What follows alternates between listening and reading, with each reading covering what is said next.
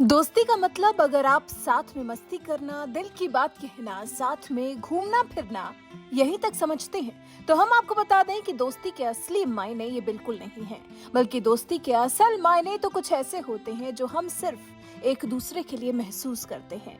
मन ही मन एक दूसरे को अच्छी तरह समझते हैं। दोस्ती का आधार तो कुछ ऐसा ही होता है।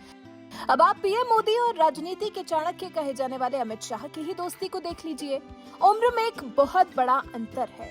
अमित शाह से 14 साल बड़े हैं नरेंद्र मोदी, लेकिन इस रिश्ते में गंभीरता है, प्यार है, सम्मान है, भरोसा है, मर्यादा है, ईमानदारी है और साथ ही साथ आजादी भी। कुछ ऐसी है ना कि लगता ही नहीं कि ये दोनों कभी अलग भी थे।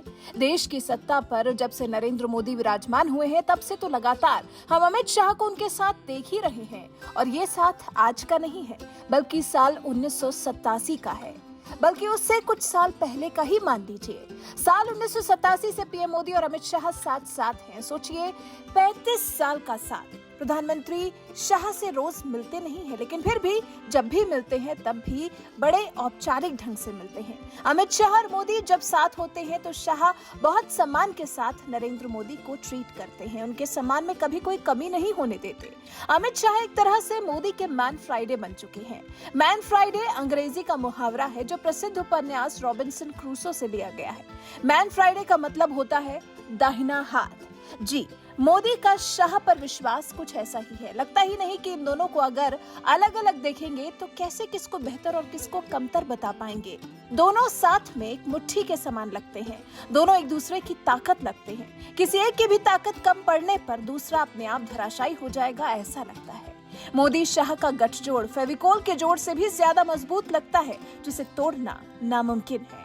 अरे लगभग 4 दशकों का दोनों का साथ है। ऐसा कि दोनों एक दूसरे की बॉडी लैंग्वेज तक को समझने लगे हैं। वो एक दूसरे की आंखों में देखकर ही समझ जाते हैं कि अगला कदम दोनों को क्या रखना है और कैसे रखना है।